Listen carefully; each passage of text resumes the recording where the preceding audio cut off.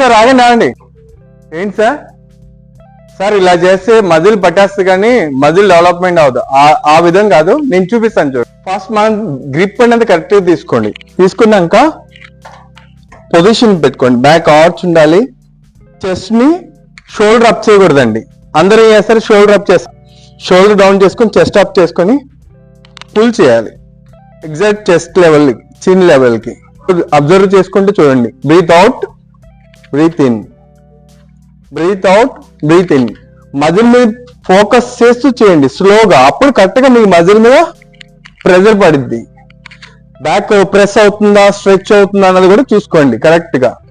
అంతేకాని మీరు ఎడాపెడా చేశారనుకోండి, మజిల్ డెవలప్మెంట్ ఏమో కానండి, ఉన్న మజిల్ పోయిద్ది, లేదన్నా క్రాంప్ అయిపోయింది. Thank you sir.